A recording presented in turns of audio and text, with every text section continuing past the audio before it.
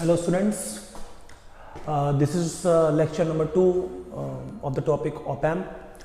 And last time we discussed the basic properties of an ideal op-amp. We discussed कि op-amp एक ऐसा voltage amplifier है जिसमें एक आइडियल वोल्टेज एम्पलीफायर की सारी प्रॉपर्टीज़ होती है। तो एक अच्छे वोल्टेज एम्पलीफायर में इनपुट रेजिस्टेंस अधिक से अधिक होना चाहिए, आउटपुट रेजिस्टेंस कम से कम होना चाहिए, बैंडविड्थ मैक्सिमम होनी चाहिए और एंड सो ऑन।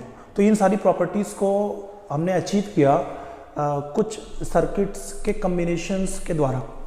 तो एक बार आगे बढ़ने से पहले हम एक बार ज़रा रिवाइज कर लेते हैं कि प्रॉपर्टीज़ क्या क्या थी, उनकी वैल्यूज़ क्या क्या थी op-amp में, और ये भी डिसाइड कर लेते हैं, ये भी रिवाइज कर लेते हैं कि प्रैक्टिकली इनमें क्या क्या वेरिएशंस हैं। क्योंकि आइडियली तो हमने अचीव करना है, जो हमने टारगेट बना लिया कि आइडियली ये है।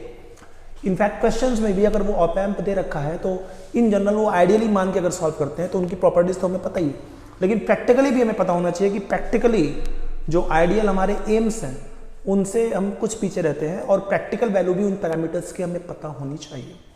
तो before going for the questions we will first revise the properties. See op-amp जो एक वोल्टेज एम्पलीफायर है, एक आइडियल वोल्टेज एम्पलीफायर है, उसमें आइडियल प्रॉपर्टीज क्या क्या है। बेसिकली ये 6 प्रॉपर्टीज हैं, 6 number of properties that we are interested in.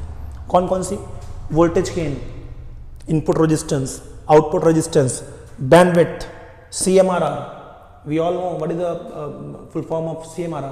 It stands for common mode rejection ratio, and last one is slew rate. Ideally इन हमारा किसी भी op-amp का वोल्टेज गेन इनफाइनाइट होता है, बट प्रैक्टिकली देखिए इनफाइनाइट वोल्टेज गेन समझते हैं। Infinite voltage gain का मतलब है कि बिना किसी इनपुट के आउटपुट मिलेगा। ये सुनने में ऐसा लगता है कि बहुत ही अच्छी प्रॉपर्टी है, बट इनफाइनाइट वोल्टेज गेन का मतलब कहीं ना कहीं अनस्टेबिलिटी भी है। क्यों? जब कोई इनपुट ही नहीं है तब भी आउटपुट मिल रहा है, तो ये अच्छे सर्किट के पॉइंट ऑफ व्यू से अच्छा नहीं है। It is not a good thing, it is a kind of unstable behaviour. तो इनफाइनाइट, वैसे इनफाइनाइट का सीधा मतलब ये है कि बहुत ज़्यादा होता है, लेकिन प्रैक्टिकली कोई पूछे कि what is the practical value of the voltage gain of an op-amp, practically op-amp का वोल्टेज गेन 10⁻⁶ होता है। इसका सीधा मतलब है कि अगर एक प्रैक्टिकल op-amp के इनपुट पे 1 माइक्रोवोल्ट देंगे तो आउटपुट पे हमें 1 वोल्ट प्राप्त होगा।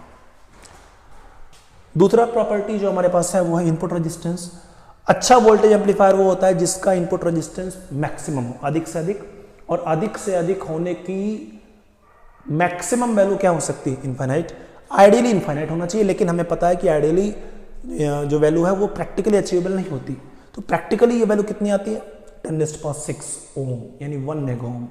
हम इसको ऐसे भी याद कर सकते हैं कि किसी भी प्रैक्टिकल op-amp का इनपुट रेजिस्टेंस किसी रिवर्स बायस पीएन जंक्शन के बराबर होता है, जो कि 1 मेगा ओम होता है। इनपुट रेजिस्टेंस के बाद आता है आउटपुट रेजिस्टेंस। आइडियली 0 होना चाहिए, लेकिन वो प्रैक्टिकली 100 ओम के राउंड होता है। और इसको हम ऐसे याद कर सकते हैं कि जो फॉरवर्ड बायस पीएन जंक्शन है उसके रेजिस्टेंस के बराबर इसका आउटपुट रेजिस्टेंस होता है। Bandwidth ideally should be infinite. एक बात एज ए इलेक्ट्रिकल या इलेक्ट्रॉनिक इंजीनियर हमें पता होनी चाहिए कि ये इंपॉर्टेंट तो है ही है कि बैंडविड्थ क्या होती है, प्रैक्टिकली क्या होती है, आइडियली क्या होती है, बट ये और ज़्यादा इंपॉर्टेंट है कि हमें पता हो कि बैंडविड्थ, जब किसी सर्किट की बैंडविड्थ के बारे में हम बात करते हैं तो उसका बेसिक मीनिंग क्या है, उसका वो किस तरीके से ऑपरेशन को डिसाइड करती है। बैंडविड्थ का मतलब बैंडविड्थ किस तरह की परफॉर्मेंस को डिनोट करती है। बैंडविड्थ किसी भी सर्किट की, चाहे वो एम्पलीफायर हो या कोई बेसिक अटेन्यूएटर हो या some other kind of circuit हो, वो ये बताती है कि वो सर्किट किस फ्रीक्वेंसी रेंज में एफिशिएंटली काम करता है।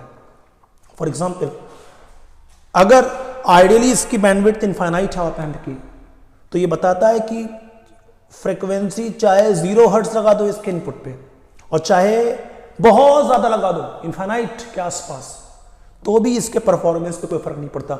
ये सभी फ्रीक्वेंसीज को इक्वली एम्पलीफाई करता है, लेकिन प्रैक्टिकली ये पॉसिबल नहीं है। हर एक सर्किट के काम करने का एक बेस्ट एटमॉस्फेयर होता है फ्रीक्वेंसी के पॉइंट ऑफ व्यू से। जैसे कोई बोले कि कोई ट्रैक है, रेलवे ट्रैक, अब रेलवे ट्रैक अगर बनाते हैं तो उस पे एक maximum speed of the train defined होती है। अगर ऐसा ना होता तो नॉर्मल ट्रैक पे बुलेट ट्रेन चला लेते। हमें बुलेट ट्रेन के लिए एक डेडिकेटेड ट्रैक बिछाना पड़ रहा है। इसका मतलब यह है कि हर एक ट्रैक की अपनी एक लिमिट है स्पीड की। उसी तरीके से हर एक सर्किट की, हर एम्पलीफायर की एक लिमिट है कि वो उससे अधिक फ्रीक्वेंसी या एक पर्टिकुलर से कम फ्रीक्वेंसी अप्लाई करने पे उतना अच्छा बिहेवियर, उतना एफिशिएंट एम्पलीफिकेशन नहीं करता। तो ऑप एम्प एक ऐसा आइडियल कंडीशन में वो सारी फ्रीक्वेंसीज को एम्पलीफाई करता है इक्वली, लेकिन प्रैक्टिकली इसकी एक मैक्सिमम वैल्यू है 10⁻⁶ हर्ट्ज। इसका मतलब है कि मिनिमम तो आप कुछ भी लगा लो, ऑलमोस्ट 0 यानी डीसी को भी लगाओ तो वो एम्पलीफाई करना चाहिए, और मैक्सिमम 1 मेगाहर्ट्ज से ऊपर जाने पे उसकी एफिशिएंसी कम हो जाती है, गेन स्लोली डिक्रीज होना शुरू हो जाता है। तो this is the practical value of the bandwidth of op amp. CMR, it is common mode rejection ratio. ये बताता है कि उस एम्पलीफायर का कॉमन मोड गेन की अपेक्षा डिफरेंशियल मोड गेन कितना ज्यादा है। कॉमन मोड गेन की अपेक्षा डिफरेंशियल मोड गेन कितना ज्यादा है। आइडियली इसकी वैल्यू इनफाइनाइट होनी चाहिए, 0 नहीं, इनफाइनाइट। क्यों इनफाइनाइट होनी चाहिए? इसलिए इनफाइनाइट होनी चाहिए कि डिफरेंशियल गेन जितना ज्यादा हो उतना अच्छा कॉमन मोड गेन की अपेक्षा। इनफाइनाइट लेकिन आइडियली होनी चाहिए। प्रैक्टिकली इसकी वैल्यू आती है 10⁻⁶। 10⁻⁶ का मतलब क्या है? इट मीन्स कि अगर कॉमन मोड गेन 1 है तो डिफरेंशियल मोड गेन 10⁻⁶ है।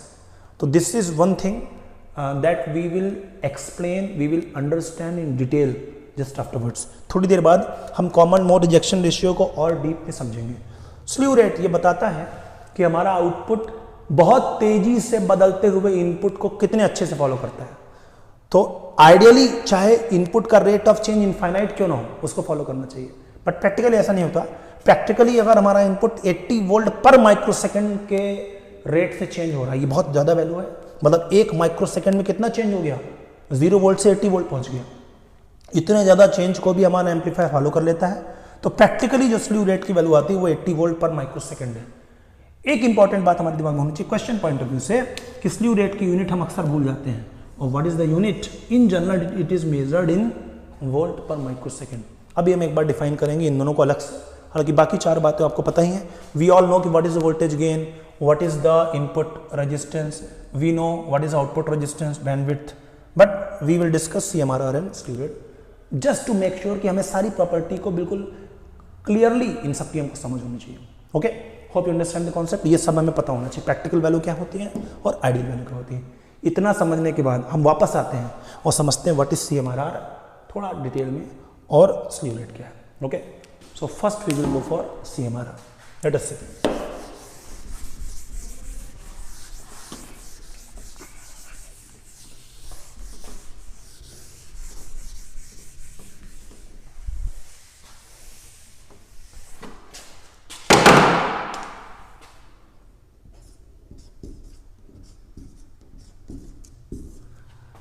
देखो स्टूडेंट्स, सीएमआरआर समझने से पहले एक और बात हमें बड़ी क्लियर पता होनी चाहिए कि व्हाट इज डिफरेंशियल एम्पलीफायर।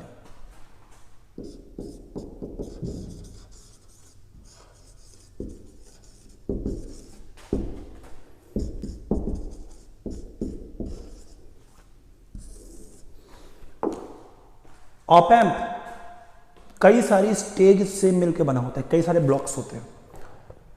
किसी ऑप एम्प की जो इनपुट स्टेज होती है, जहां पे इनपुट देते हैं, इनपुट वाला ब्लॉक, वो एक डिफरेंशियल या डिफरेंस एम्पलीफायर होता है। डिफरेंशियल एम्पलीफायर या डिफरेंस एम्पलीफायर, इसी को हम इन जनरल डिफरेंस से भी समझ सकते हैं। What is the meaning? Difference amplifier एक ऐसा एम्पलीफायर है जिसके 2 टर्मिनल्स पर अगर यहाँ पे वोल्टेज V1 हो और यहाँ पे वोल्टेज V2 हो, तो जो आउटपुट वोल्टेज होता है और इसका गेन अगर A है, तो इन जनरल ये गेन V1 को ऑफर नहीं करता, V2 को ऑफर नहीं करता, बल्कि V1 और V2 के डिफरेंस को ऑफर करता है। तो V की वैल्यू आती है A into V1 minus V2, V1 minus V2। तो वो एम्पलीफायर जो दोनों टर्मिनल के डिफरेंस को एज ए इनपुट ट्रीट करता है, that is called what, differential amplifier. तो जो इसकी इनपुट स्टेज होती है हमारे ऑप एम्प की, वो एक डिफरेंशियल एम्पलीफायर होता है, और उसका आउटपुट क्या होता है, दोनों इनपुट टर्मिनल पे लगाए गए वोल्टेज का डिफरेंस। इसीलिए अगर आप चाहें तो ए को ए डी भी लिख सकते हैं, इसका नाम क्या है, differential gain. What is this, क्या है ये, डिफरेंशियल गेन।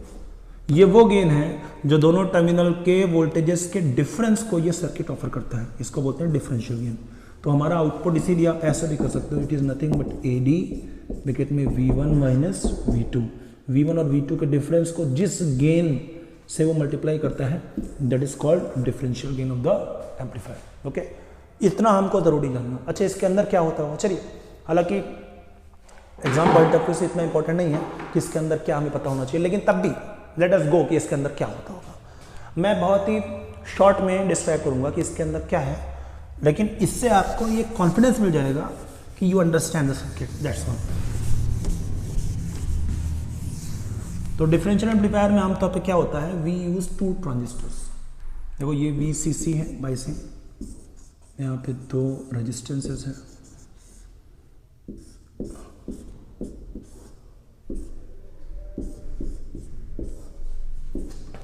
ये V1 और ये वोल्टेज V2 है, ये सपोज R और ये भी R हो।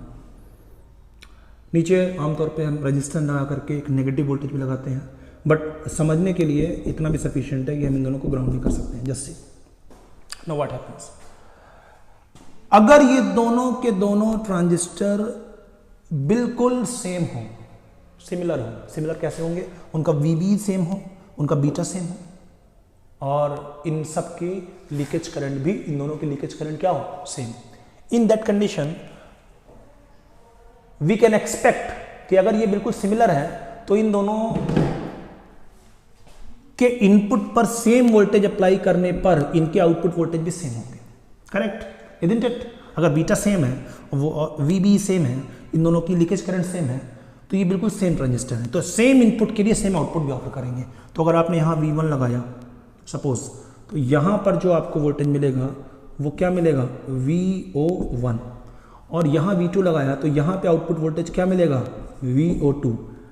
मैं ये मान के चल रहा हूँ कि आप सब ये इजीली समझ सकते हैं कि ये और ये दोनों ट्रांजिस्टर कॉमन एमीटर में काम कर रहे हैं। कॉमन एमीटर क्यों, क्योंकि इनपुट लगा रखा है बेस पे, आउटपुट ले रखा है कलेक्टर से, तो बेस पे इनपुट, कलेक्टर पे आउटपुट, तो बचा क्या, एमीटर, तो दोनों कॉमन एमीटर है।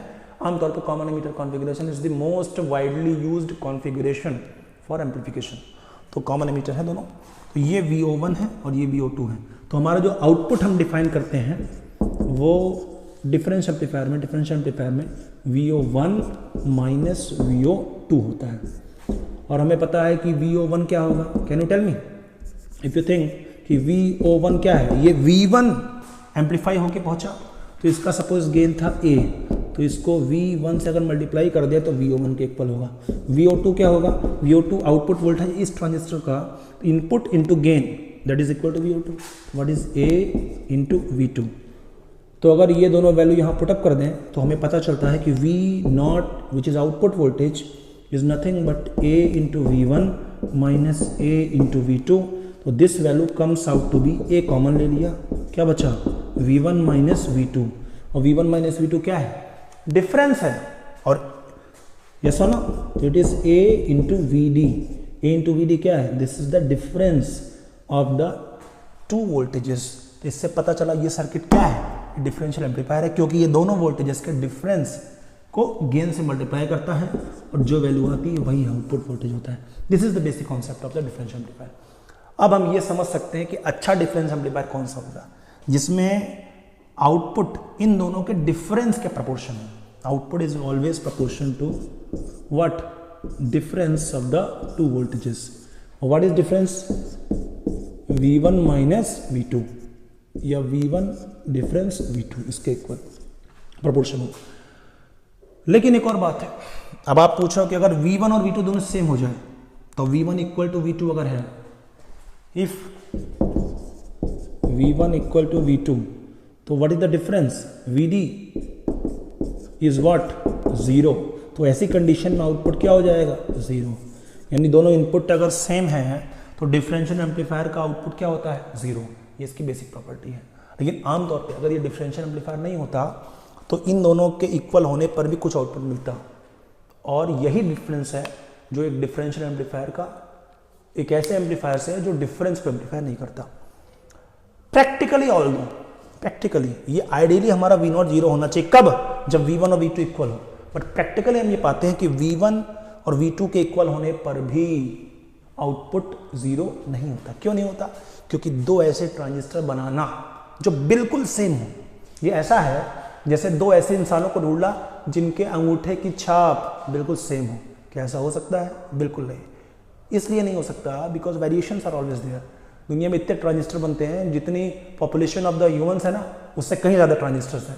और कितना भी आप करो, हम इतने सटल लेवल पे डिवाइस बना रहे हैं कि कभी दो ट्रांजिस्टर के बीटा भी एग्जैक्टली सेम नहीं मिलते। तो बाकी सारे पैरामीटर्स सेम हो, इसकी पॉसिबिलिटी बहुत ही कम है। तो इसीलिए होता क्या है कि इनके बीच में थोड़ा सा डिसिमिलरिटी होती है, ये बिल्कुल सेम नहीं होते। तो V01 और V02, चाहे V1 और V2 सेम क्यों ना हो, ये दोनों सेम नहीं आते। उस कंडीशन में V0 की वैल्यू 0 नहीं मिलती। तो हम ये कह सकते हैं कि व्हाट इज द वैल्यू, हम ये कह सकते हैं कि V0 0 होता है आइडियली, लेकिन प्रैक्टिकली V0 0 नहीं होता प्रैक्टिकली, और थोड़ा इसके अंदर होता है। ये प्रॉब्लम इसमें होती है। CMRR क्या है? CMRR यही बताता है कि वो कितना अच्छा डिफरेंशियल एम्पलीफायर है, मतलब डिफरेंस को एम्पलीफाई कितना अच्छा करता है और कॉमन पार्ट को कितना अधिक रिजेक्ट करता है। एक बार डिफाइन करते हैं इसको फिर से, तो you understand the basic concept. अब हम इसको जरा पैरामीटराइज करते हैं और देखते हैं व्हाट इज CMRR। देखिए,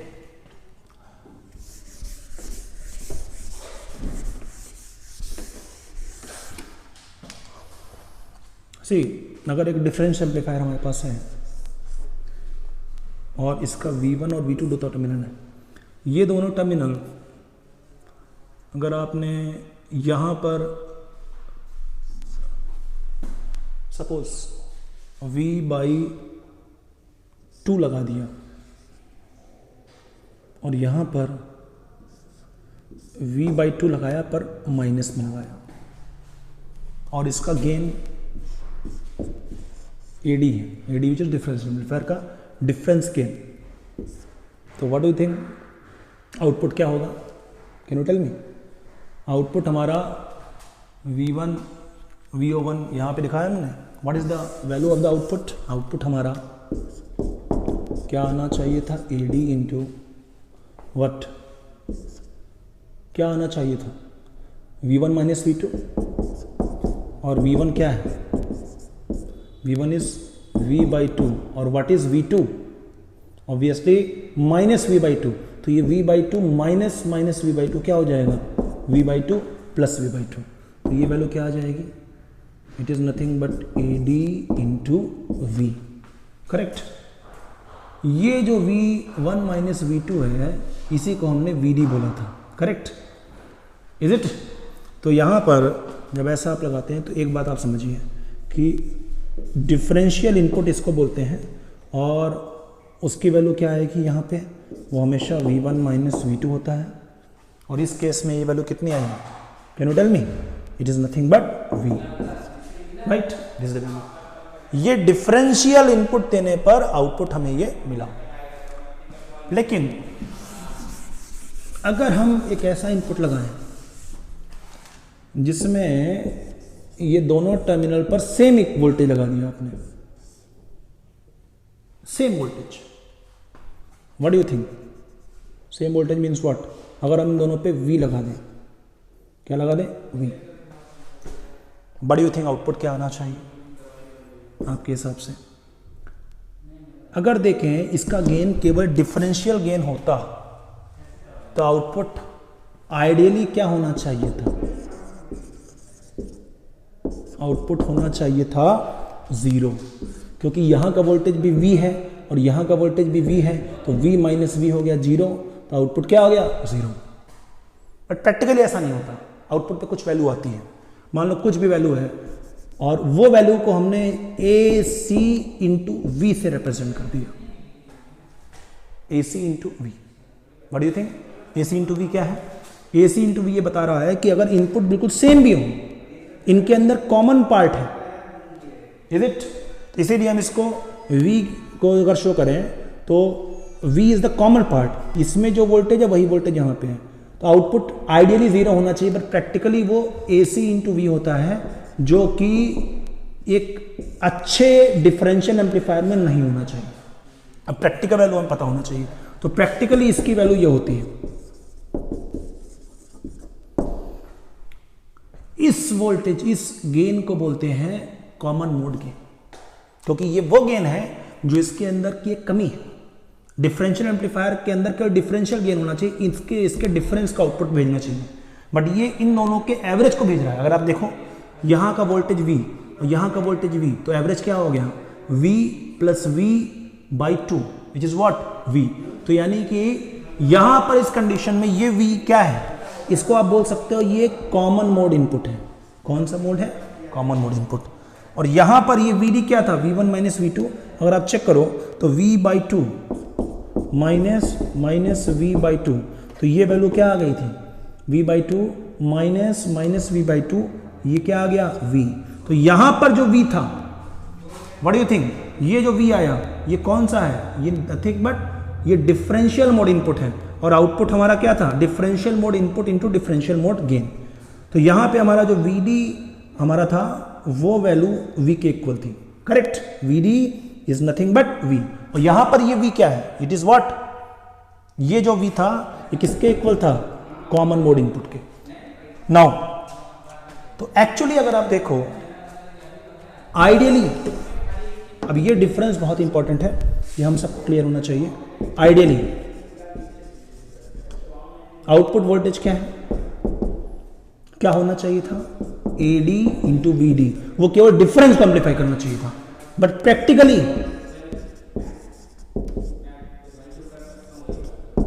आउटपुट वोल्टेज में ना केवल, अच्छा ये हमने बिल्कुल सेपरेट सब्जेक्ट लिया है, इसमें हमने ऐसा वोल्टेज दिया कि इनके बीच में कोई भी कॉमन पार्ट नहीं है, इनका एवरेज 0 है।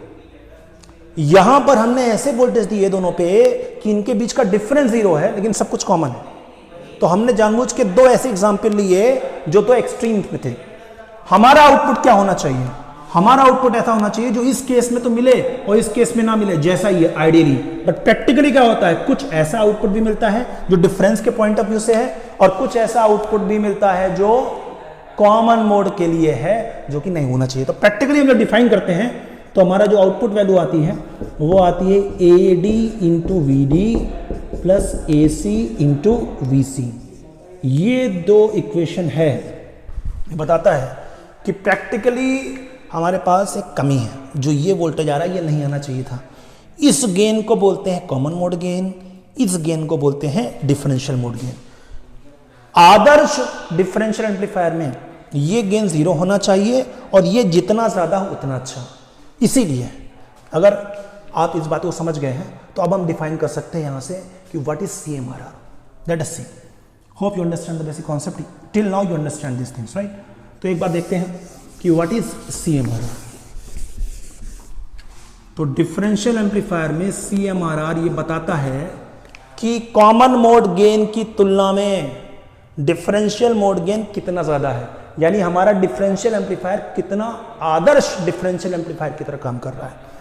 तो CMRR इसका फुल फॉर्म आप सब जानते ही हैं, common mode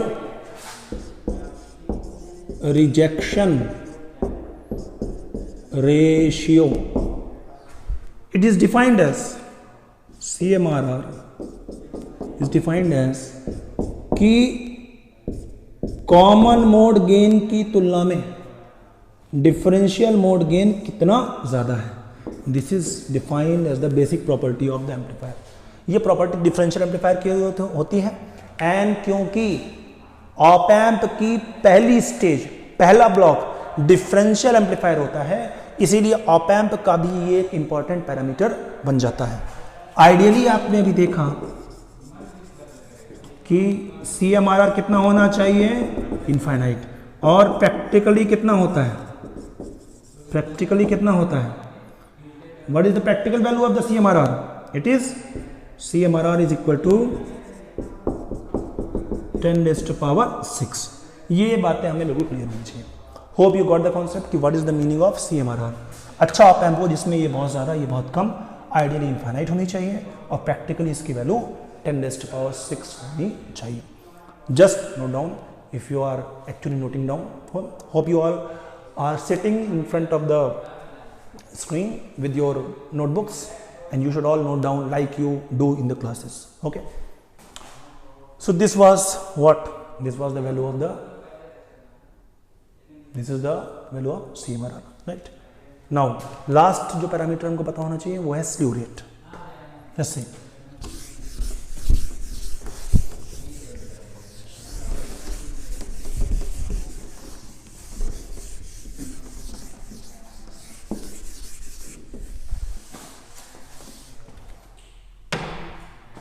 what is slew rate?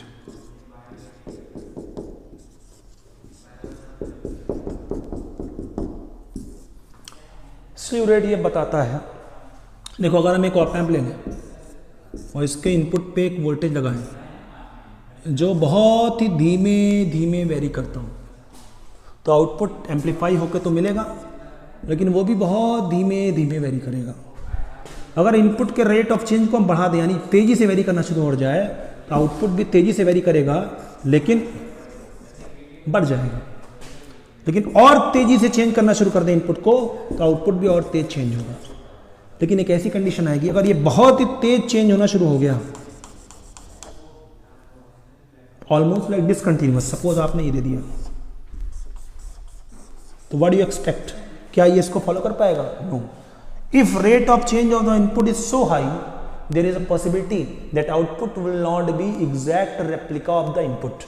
अगर इनपुट बहुत तेजी से चेंज होना स्टार्ट होता है, तो इस बात की संभावना ज़्यादा है कि आउटपुट इसको उतने तेजी से फॉलो नहीं कर पाएगा, तो आउटपुट डिस्टॉर्ट हो सकता है, ऐसा कुछ। अगर डिस्टॉर्ट हो गया तो हमारा पर्पस सॉल्व नहीं होगा। It means slew rate input का वो मैक्सिमम रेट ऑफ चेंज है जिसको आउटपुट फॉलो कर सकता है बिना डिस्टॉर्ट हुए। तो what is this? It is maximum rate of change of input which can be followed by output. This is the property. Ideally हमने देखा है स्लीव रेट कितना होता है, अच्छा एम्पलीफायर वो जो सब फॉलो कर ले। Ideally slew rate is infinite, but practically it comes out to be how much? 80 volt per microsecond. And by this we have explained all the parameters of the op amp, and you all should be very expert in basic things. ठीक है, basic clear है तो आगे आपका confidence level up रहेगा। One more thing, कोई भी चीज़ें रट के नहीं पढ़ेंगे। इंजीनियरिंग पढ़ रहे हैं हम लोग, हिस्ट्री नहीं पढ़ रहे हैं। रटना कुछ भी नहीं है, हर कॉन्सेप्ट को इवॉल्व करेंगे।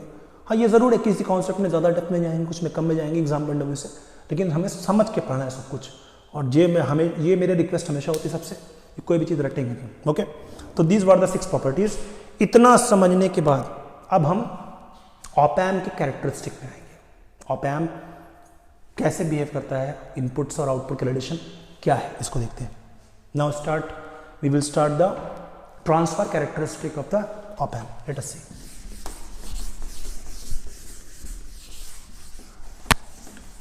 What we are going to describe is the characteristic of an practical op amp, क्योंकि आइडियली तो बिहेवियर अलग है, प्रैक्टिकली हम आमतौर पर तो प्रैक्टिकल चीज़ें यूज़ कर रहे हैं।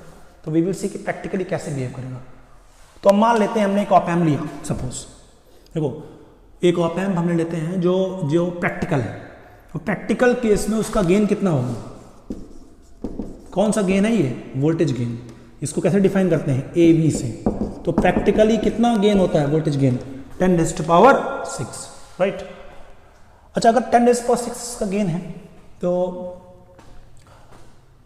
दो तीन बातें बड़ी क्लियर होनी चाहिए। क्या, अगर एक ऑप एम्प लिया तो इनपुट ये इन्वर्टिंग टर्मिनल है, ये वाला नॉन इन्वर्टिंग टर्मिनल है, ये हमारा आउटपुट वोल्टेज है। इस वोल्टेज को अगर V1 और इस पोटेंशियल को अगर V2 बोल दें तो आउटपुट वोल्टेज किसके इक्वल होता है, हमने देखा है AB into V2 minus V1 के respect, V2 minus V1 into AB। और AB की वैल्यू कितनी है, 10⁻⁶। तो सपोज हम एक ऑप एम्प लें और ये माइनस और ये प्लस है, और सपोज हमने एक ऐसा वोल्टेज लगाया जो Vs है, जिसको हम क्या बोल सकते हैं, Vs। Vs की पोलैरिटी ऐसे रखी कि यहाँ पे प्लस और यहाँ पे माइनस है, तो V2 की वैल्यू V1 से अधिक होगी और आउटपुट वोल्टेज क्या हो जाएगा, 10⁻⁶ into Vs। Is it, hope you understand. तो अगर हम एक लिस्ट बनाएं, Vs को स्लोली इंक्रीज करें और V0 की वैल्यू निकालते जाएं, तो आप क्या पाएंगे, अगर Vs 1 माइक्रोवोल्ट सपोज है, कितना, 1 microvolt, this is what Vs। तो आउटपुट वोल्टेज कितना मिलेगा, ऑब्वियसली 1 वोल्ट, क्योंकि 1 microvolt into 10⁻⁶ is what, 1 volt. अगर ये 2 माइक्रोवोल्ट हुआ तो कितना मिलेगा, 2 वोल्ट, राइट। सपोज ये 10 माइक्रोवोल्ट हुआ तो आउटपुट वोल्टेज कितना मिलेगा, 10 वोल्ट, राइट। लेकिन सपोज ये मेरा अज्यूम कि ये 1 मिलीवोल्ट हो जाए, मिलीवोल्ट, तो what do you think output voltage क्या मिलना चाहिए। अगर ये 1 मिलीवोल्ट हुआ तो आउटपुट वोल्टेज क्या होगा, 10⁻⁶ into 1 millivolt, and this is what, 10⁻⁶ into 10⁻⁻³ and this comes out to be 10⁻³ volt. So what do you think? If we apply 1 millivolt, do you expect to get 1000 volt at the output? क्या ये possible है? अरे हाँ कि ना भाई, is that possible? देखो अगर सपोज सम ग्रुप, आजकल तो समय ऐसा है कि पेंडेमिक का समय हो तो अलग बात है, लेकिन आमतौर पे जैसे कुछ कॉन्सेप्ट्स हैं, सपोज एक लेफ्ट आइडियोलॉजी वाले लोग मिलकर एक ग्रुप बनाएं और वो डिमांड करे गवर्नमेंट से कि भाई in our country the poverty is worrying, poverty बहुत ज़्यादा है, तो हमारे जितने भी पुअर पीपल हैं उनको government should give a subsistence allowance, उनको एक अमाउंट देना चाहिए, एक फिक्स अमाउंट हमेशा हर महीने देना चाहिए। और उनका नहीं, we should give a big subsistence allowance to everyone. Demand अच्छी है, डिमांड आदर्शवादी भी है, आइडियलिस्टिक भी है, और उसका इंटेंशन भी सही हो सकता है। तो गवर्नमेंट क्या कहेगी, गवर्नमेंट पूछेगी अच्छा हम देना चाहते हैं पर इसके लिए क्या इतने रिसोर्सेज हमारे पास हैं।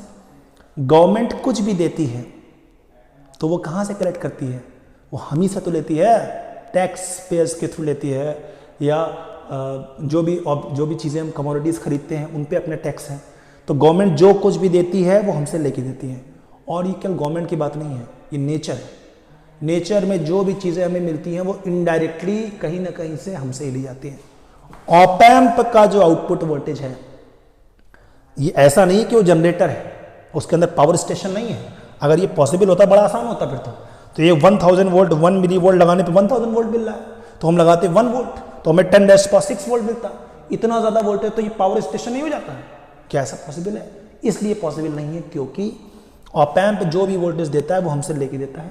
हमसे लेके मतलब हम इसको बायसिंग देते हैं, यहाँ पे बायसिंग वोल्टेज अप्लाई करते हैं। बायसिंग एक मैक्सिमम पॉजिटिव वोल्टेज और मैक्सिमम नेगेटिव वोल्टेज, ये दोनों वोल्टेज हम इसको VCC और VE के फॉर्म में अप्लाई करते हैं, वही वोल्टेज कन्वर्ट करके हमें आउटपुट देता है। तो जितना वोल्टेज हमने बायसिंग में दे रखा है उससे अधिक आउटपुट वोल्टेज वो नहीं दे सकता। ये एक इंपॉर्टेंट पॉइंट है। तो ये हमें नहीं मिलता, ये पॉसिबल नहीं है। होता क्या है, एक पर्टिकुलर वैल्यू तक तो इनपुट को बढ़ाने पे आउटपुट वोल्टेज बढ़ता जाता है, लेकिन एक वैल्यू के बाद आउटपुट वोल्टेज नहीं बढ़ेगा। अब हम एक बार इसको समझते हैं कि व्हाट इज बायसिंग वोल्टेज और कैसे आउटपुट नहीं बढ़ेगा और क्यों नहीं बढ़ेगा। देखो, ये ऑप एम्प का जो सिंबल बना रखा है, इसमें इन जनरल कंप्लीट सिंबल जब बनाएंगे तो इसमें दो और लाइंस बनाते हैं। इसको बोलते हैं प्लस वी सेट और इसको बोलते हैं माइनस वी सेट। जो डिफरेंशियल एम्पलीफायर था जो हमने बनाया था उसमें भी आप ये समझ सकते हैं कि ये दो ट्रांजिस्टर्स हैं। आमतौर पे हम ऐसे बनाते हैं, नेगेटिव में ग्राउंड की जगह हम यहाँ पे माइनस वी ई लगा देते हैं, ये बायसिंग वोल्टेज होता है। और पॉजिटिव वोल्टेज तो हमको पता ही है प्लस वी सी सी होता है। आमतौर पे ये plus V C C plus V sat होता है और minus V E minus V sat होता है। आमतौर पे दोनों इक्वल भी होते हैं पर डिफरेंस भी हो सकता है। ऐसा भी हो सकता है कि ये +10 हो और ये -5 ही हो, लेकिन इन जनरल ऐसा नहीं होता। तो डिफरेंशियल एम्पलीफायर के जो बायसिंग वोल्टेज होते हैं वो मैक्सिमम वोल्टेज जो अवेलेबल हो सकता है ऑप एम्प में वो बताते हैं। तो मैक्सिमम आउटपुट पे वोल्टेज कितना हो सकता है, प्लस वी सेट। मिनिमम कितना हो सकता है या मैक्सिमम नेगेटिव वोल्टेज कितना हो सकता है, वो माइनस वी सेट हो सकता है। अब अगर एग्जाम्पल के लिए हम मान लेते हैं सपोज कि plus V sat is equal to 10 volt which is plus 10 volt obviously, या हम मान लें V sat is equal to 10 volt suppose, V sat 10 volt. तो इसके आउटपुट पे कभी भी 10 वोल्ट से ऊपर नहीं हो सकता। इसका मतलब क्या है, अगर इस लिस्ट को हम थोड़ा और एक्सप्लेन करें तो यू विल फाइंड ये लिस्ट हमको मॉडिफाई करनी पड़ेगी। देखो फिर से ध्यान से, वी आई क्या है, अभी हमने देखा V2 माइनस V1। तो अगर वी आई को अब हम धीरे धीरे बढ़ाते हैं और देखते हैं आउटपुट वोल्टेज क्या है। हमें पता है कि V0 is nothing but AV into V I, और AV कितना है 10⁻6 इंटू वी आई। तो अगर वी आई की वैल्यू 1 माइक्रोवोल्ट थी तो आउटपुट हमें 1 वोल्ट मिला। अगर 2 माइक्रोवोल्ट थी आउटपुट हमें 2 वोल्ट मिला। 10 माइक्रोवोल्ट होगी तो आउटपुट हमें 10 वोल्ट मिलेगा। बट द इशू इज अगर ये 11 माइक्रोवोल्ट हो गया तो आउटपुट 11 वोल्ट नहीं होगा, बिकॉज ऑप एम्प अपने वी सेट से अधिक वोल्टेज आउटपुट पे नहीं दे सकता। तो आउटपुट वोल्टेज 10 वोल्ट ही फिक्स हो जाएगा। ये 12 हो गया तो भी आउटपुट कितना रहेगा 10 ही वोल्ट। अब आप चाहे कितना भी बढ़ा लो, चाहे ये 1 वोल्ट क्यों ना कर लो, output will never be more than 10 volt. This is the condition. अगर हम इस वेरिएशन को समझ गए तो अब हम इनपुट और आउटपुट के बीच का एक ग्राफ बनाएंगे। इनपुट को चेंज करते जाएंगे और आउटपुट को प्लॉट करते जाएंगे, और वो कैरेक्टरिस्टिक कहलाती है transfer characteristic of the op amp. Transfer मतलब क्या है, transfer of the signal from input to the output, from input to the output. So we will now plot the transfer characteristic of the op amp. Let us see. Hope you understand कि एक value के ऊपर वो नहीं बढ़ेगा, V set तक तो जाएगा और उससे कम फिर नहीं जाएगा, राइट। नाउ सी, अच्छा अगर ये माइनस होता तो सब कुछ वही रहता, पर ये माइनस हो जाता, करेक्ट। ये प्लस है तो ये प्लस है और माइनस है तो माइनस है। इसी लिस्ट को आप अगर आप माइनस में बनाते हो ना, नेगेटिव वैल्यू में, तो you will see we I और V0। अगर ये -1 माइक्रोवोल्ट होगा तो आउटपुट क्या होगा -1 वोल्ट। -2 माइक्रोवोल्ट होगा तो आउटपुट क्या होगा -2 वोल्ट। -3 माइक्रोवोल्ट है तो आउटपुट क्या होगा -3 वोल्ट। लेकिन अगर ये -10 माइक्रोवोल्ट है तो आउटपुट -10 तक जो जाएगा, लेकिन -11 माइक्रोवोल्ट होने पे फिर ये -10 ही रहेगा, क्योंकि -10 से ज़्यादा नेगेटिव या आउटपुट नहीं हो सकता। It is the value of V sat. और -12 अगर आपने कर दिया तो भी आउटपुट क्या रहेगा -10 ही रहेगा। जब तक आउटपुट इनपुट को बढ़ाने से बढ़ता है तो लीनियर रिलेशनशिप है। यहां तक के मोड को जब तक इनपुट को इंक्रीज करने पर आउटपुट कंटिन्यूअसली प्रोपोर्शनली बढ़ रहा है तब तक हम बोलते हैं वो लीनियर मोड में काम कर रहा है। ये कौन सा मोड है, it is called linear mode. और जब आउटपुट चाहे इनपुट बढ़ा लो, आउटपुट मैक्सिमम पे पहुंच चुका है, फिक्स हो गया, आउटपुट सैचुरेट हो चुका, तो इस मोड में हम बोलते हैं कि the op amp is working in saturation mode. Which mode? Saturation mode. Hope you understand. जब तक इनपुट को कंटिन्यूअसली बढ़ाने पर आउटपुट प्रोपोर्शनली और कंटिन्यूअसली बढ़ता जाता है तो हम बोलते हैं कि op amp is working in the linear mode. और जब इनपुट को बढ़ाते जाने पे आउटपुट अपने मैक्सिमम पे सैचुरेशन वैल्यू पे पहुंच के सैचुरेट हो चुका है, अब वो चेंज नहीं होता, तो हम कहते हैं कि op amp is working in the saturation mode, linear mode and saturation mode. Transfer characteristic of the op amp consist of two modes, linear mode and saturation mode. Hope you understand the concept. Now we will plot this table in the graph. Let us see what is the characteristic. Hope you understand the basic thing. These variations should be very clear to all of you. Okay. So now we will plot the transfer characteristic of op amp. Now see.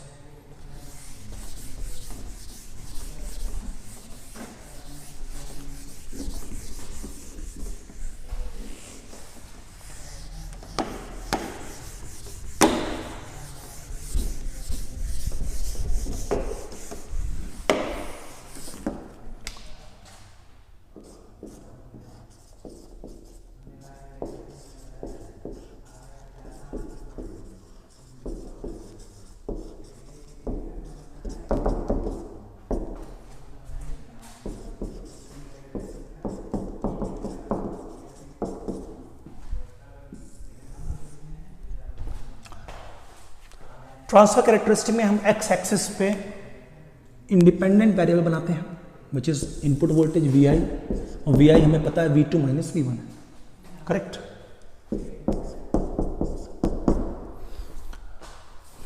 और Y axis पे हम आमतौर पे क्या बनाते हैं? Dependent variable, जो यहाँ पे क्या है? V0। V0 हमें पता है किसके इक्वल है? VV इंटू वी आई। जब इनपुट 0 है तो आउटपुट 0 है। जब इनपुट 1 माइक्रोवोल्ट हुआ, सपोज ये लाइन 1 माइक्रोवोल्ट को डिनोट करती है, ये लाइन 1 माइक्रोवोल्ट है तो आउटपुट कितना था? 1 वोल्ट। तो ये लाइन सपोज 1 वोल्ट को डिनोट करती है। हॉरिजॉन्टल लाइन ये 1 वोल्ट है और ये 1 माइक्रोवोल्ट। ये दोनों जहां पे कट करेंगे that is the point eight which the op amp is working, correct.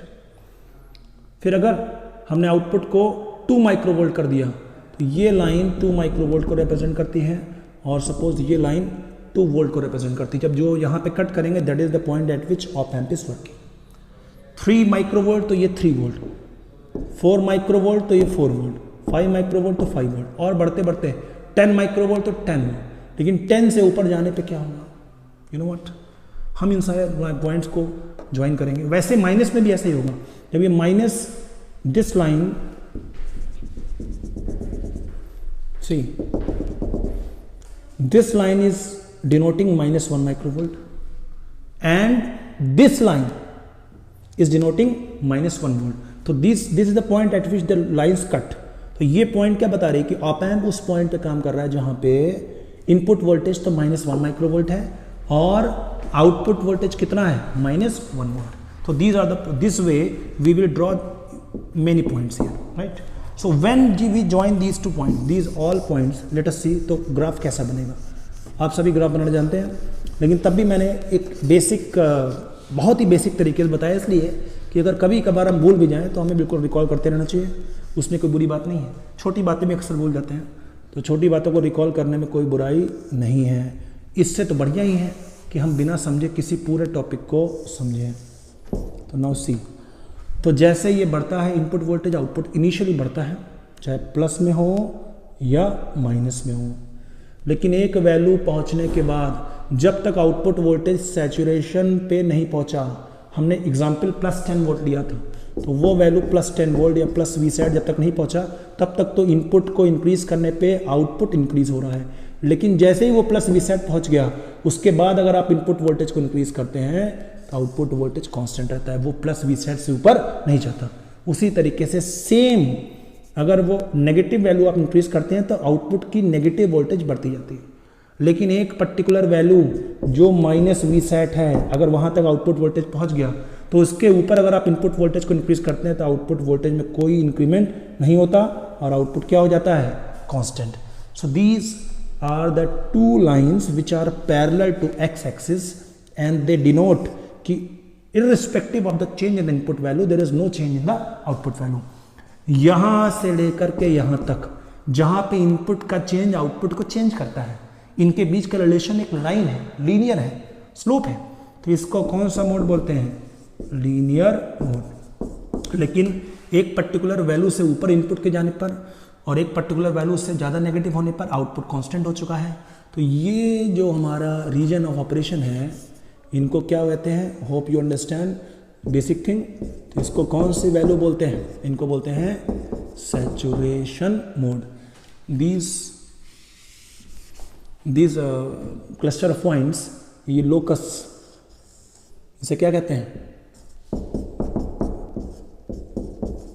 Saturation mode. और यहां पर ये भी कौन सा मोड हुआ? It is saturation mode. एक मॉडिफिकेशन ये जो बना रखा है ट्रांसफर कैरेक्टरिस्टिक, इसमें हमने एक्सेप्शनली बड़ा बना रखा है लीनियर मोड को। हमें पता होना चाहिए अगर ये स्केल वोल्ट में है या मिली वोल्ट में भी है तो ये हिस्सा बहुत ही छोटा है। हमने देखा 10 माइक्रोवोल्ट तक, तो ये बहुत ही कम होता है। इनफैक्ट हमने इसको बना रखा है ऐसे, ये और छोटा हो, यानी ये होना चाहिए कुछ ऐसा। इनफैक्ट ये भी बहुत ज़्यादा है। अगर बहुत ही नॉर्मल स्केल पे बनाए तो ये तकरीबन ऐसा बनता है। मतलब कि लीनियर मोड बहुत ही कम वोल्टेजेस की रेंज में होता है, ज़्यादातर क्या होता है? सैचुरेशन में रहता है, अगर आपने कोई नेगेटिव फीडबैक यूज़ नहीं किया तो। लेकिन उस पर आ जाएंगे बाद में। आज के लिए इतना सफिशिएंट है कि वी शुड नो कि what is the basic property of the linear mode and saturation mode. Linear mode वो है, नंबर 1 लीनियर मोड क्या है? जिसमें output voltage is proportional to input voltage. Output is proportional to input, right, and it increases. Number 2 saturation mode क्या है?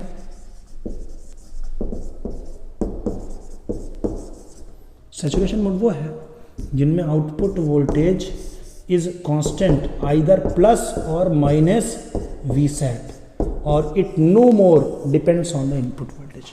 This is the basic property of the op-amp and this is the relation between input voltage and output voltage. We should always be clear which mode the op-amp is working. जिस mode में काम कर रहा है उस base पे op-amp का behaviour change हो जाएगा। कुछ ऐसे कॉन्सेप्ट हैं जैसे वर्चुअल ग्राउंड कॉन्सेप्ट, जैसे ऑसिलेशन। ये सारे कॉन्सेप्ट तभी अप्लाई होंगे जब हमें पता हो कि कौन से मोड में काम कर रहा है वो। जैसे हमें पता होना चाहिए कि वर्चुअल ग्राउंड जो बेसिक कॉन्सेप्ट है जिसको हम सब हमेशा यूज करते हैं वो सैचुरेशन में काम नहीं करता। It is the sole property of which mode? Linear mode. तो ये पहली बात हमें क्लियर रहना चाहिए कौन से मोड में काम कर रहा है, उसके आधार पर हम कॉन्सेप्ट अप्लाई करेंगे। Hope you understand the basic concept. In the next video, we will use these modes and we will start doing some questions on the basis of applications. Okay? Thank you. Note down these videos.